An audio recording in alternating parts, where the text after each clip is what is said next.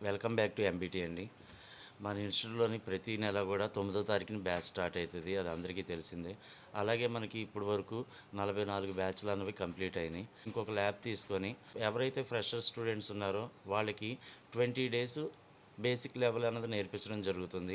Every month ninth batch start అవ్వడంతో ఒక 20 days basic class అనేది ఫ్రెషర్స్‌కి ఇవ్వడం జరుగుతుంది.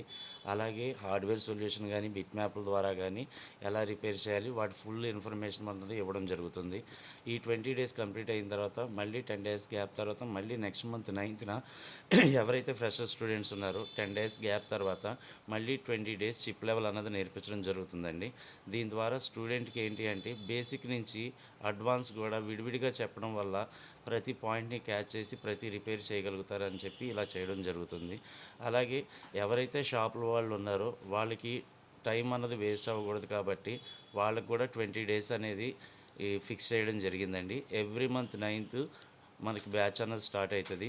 ఎవరైతే షాప్‌లో వాళ్ళు ఉన్నారో వాళ్ళకి 20 డేస్ చిప్ లెవెల్ అన్నది ఉంటుందండి. ఎవరైతే ఫ్రెషర్స్ ఉన్నారో 20 days basic, 20 days chip level అన్నది ఉండడం జరుగుతుందండి. అమౌంట్ డీటెయిల్స్ గానీ అయన్నీ కూడా మీరు ఫోన్ కాల్ చేస్తే దానికి డీటెయిల్స్ అన్నీ కూడా చెప్పడం జరుగుతది.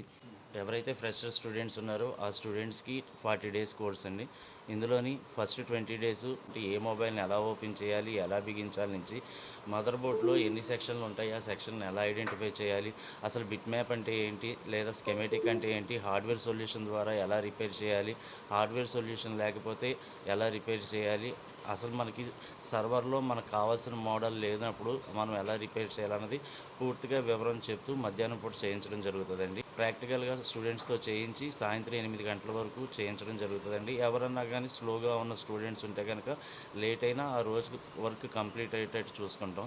అలాగే మనకి ఈ 20 డేస్ కంప్లీట్ అయిన తర్వాత చిప్ లెవెల్‌లోని ఉదయం పూట మనకి థియరీ క్లాస్ ఉంటుందండి. ఏ మొబైల్‌ని ఎలా ఆన్ అయితది, వాటి బూట్ సీక్వెన్స్ ఏంటి, సింగిల్ పవర్ ఐసీ అయితే ఎలా ఆన్ అవుతుంది, డబుల్ పవర్ ఐసీ ఎలా ఆన్ అవుతుంది, 3 పవర్ ఐసీ, 4, 5 పవర్ ఐసీలన్నీ కూడా ఎలా ఆన్ అయితాయి అన్నది చెప్పడంతో పాటు ఒక మొబైల్ డెడ్‌లో వచ్చింది అంటే సింగిల్ పవర్ ఐసీకి టెస్ట్ పాయింట్ల ద్వారా పవర్ ఐసీ బావుందా లేదా, సీపీయూ బావుందా లేదా ఎలా చెక్ చేసుకోవాలి. అదే డబుల్ పవర్ ఐసీ నుంచి సెట్ ఆన్ అవ్వకపోతే బగ్ కాయిల్స్ వోల్టేజ్‌లు ఎలా చెక్ చేయాలి, ఎన్ని కాయిల్స్‌కి వోల్టేజ్‌లు రావు, ఒకవేళ కాయిల్స్‌కి వోల్టేజ్ రాకపోతే షార్టేజ్ ఎలా చెక్ చేసుకోవాలి అని కూడా ఏ మొబైల్ డెడ్‌లో వచ్చినా గానీ ఈజీగా ఐడెంటిఫై చేసి రిపేర్ చేయించడం అన్నది నేర్పించడం అన్నది జరుగుతుందండి. అలాగే మన మొబైల్స్‌లోని మీడియాటెక్ గానీ, క్వాల్కమ్ గానీ, అలాగే ఎక్సినోస్ గానీ సీపీయూలని మనం ఎలా చేంజ్ చేసుకోవాలి, అసలు సీపీయూ బావుందా లేదా అని టెస్ట్ పాయింట్స్ ద్వారా ఎలా చెక్ చేసుకోవాలి, సీపీయూ చేంజింగ్ తర్వాత యూఎఫ్ఎస్ ప్రోగ్రామ్ ఎలా చేసుకోవాలి, ఎన్ని బాక్సుల ద్వారా మనం రిపేర్